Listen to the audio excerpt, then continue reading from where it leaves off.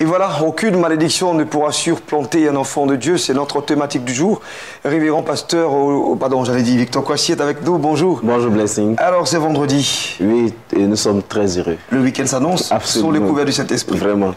Alors, on va justement parler de malédiction et d'un fils de Dieu. Oui, absolument. C'est juste un encouragement que j'ai envie de donner aujourd'hui à tous ceux qui nous suivent.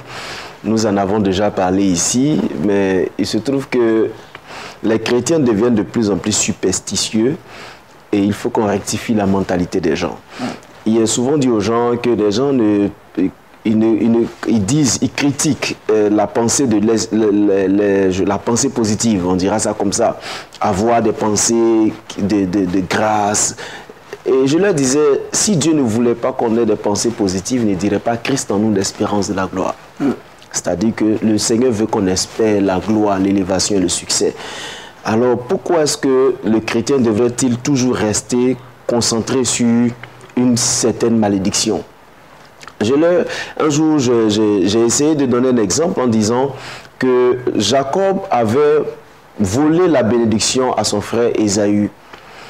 Et il se trouve que Isaac a dit à Ésaü qu'il n'avait aucune bénédiction en réserve pour lui.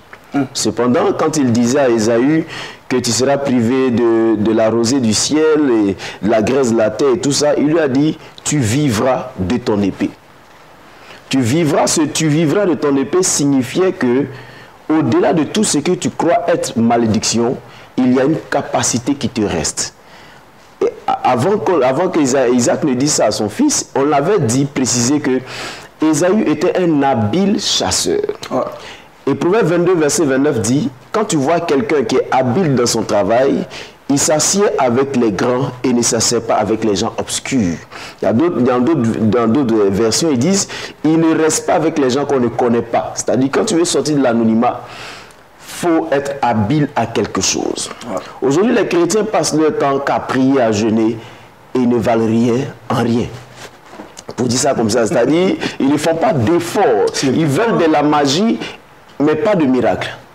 Parce que Dieu ne fait pas de magie, il fait des miracles. Et le miracle est basé sur notre espérance. Et pour pouvoir avoir une espérance, il faut avoir une sémence. Parce qu'on dit la foi est une ferme assurance des choses qu'on espère. Mais qu'est-ce qu'on peut espérer si on n'a pas semé? Il faut qu'on sème quelque chose pour espérer récolter quelque chose. Et c'est dans le temps entre la semence et la récolte qu'on appelle l'espérance. Et les gens, souvent, ils espèrent en rien parce qu'ils n'ont rien semé. Et aujourd'hui, j'ai envie de dire aux chrétiens, cessons de rêver ou cessons de nous apitoyer sur notre sort et cessons de dire que Dieu nous a abandonnés quand nous n'avons pas de capacité à valoriser. Ils sont focalisés sur la malédiction, lien héréditaire, lien ceci. Oui, je crois qu'il peut y avoir des réclamations dues aux adorations de nos parents, mais aucune malédiction ne peut nous arrêter ou ne peut arrêter quelqu'un qui fait confiance à Dieu, qui lui donne une capacité pour pouvoir surmonter et aller au-delà. Je veux dire, contourner ces malédictions et réussir. Regardez, l'histoire d'Ésaü est vraiment une histoire inspirante parce que quand Jacob est revenu vers son frère, il est revenu en lui proposant des cadeaux. Il a dit, mais tout ça, ça sert à quoi? Il dit, mais grand frère, c'est pour toi. Il dit, mais je n'en ai pas besoin parce que le Dieu aussi m'a rendu riche. Pourquoi cet homme qui semblait être maudit dit à son frère qui avait volé sa bénédiction que lui aussi il est béni? C'est parce qu'il a considéré la bénédiction à travers tout ce qui semble être malédiction. Ton épée te fera vivre. Il faut que les chrétiens comprennent que ce qui nous fait vivre, ce n'est pas toutes les paroles ou toutes les pensées que nous croyons ou toutes les superstitions que nous abhorrons chaque fois dans nos prières ou dans nos conceptions, mais c'est la considération de ce qui représente une épée, cette épée de combat, ce talent, cette capacité que nous devons valoriser. Nous voulons être au pied des grands ou bien avec les grands. La Bible dit quand tu vois quelqu'un habile dans son travail, même quand Dieu demanda à David de choisir les chantres, il a dit choisis des gens habiles. C'est pourquoi il a choisi Asaph et ses frères. Donc, frère, tu ne peux pas espérer être riche. Tu ne peux pas espérer dominer la malédiction si tu ne vaux rien. On va être clair.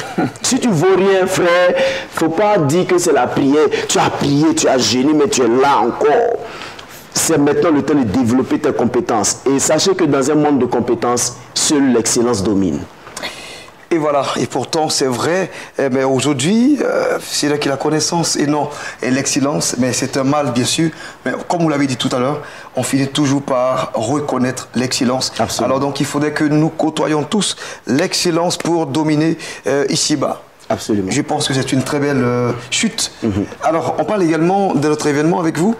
Oui, aujourd'hui j'ai envie de parler des programmes que nous organisons, des programmes de prière pour tous ceux qui veulent participer à ces programmes de prière. C'est tous les mercredis de 11h30 à 14h à l'église Mission Crispin de Vie située à Niangon, Carrefour Menuisieri. Vous êtes là, vous nous appelez et nous passerons un bon moment dans la communion du Saint-Esprit, sans oublier prier sans cesse qui passe du lundi au vendredi à partir de 5h30, qui nous permet de pouvoir posséder notre journée et remporter des victoires.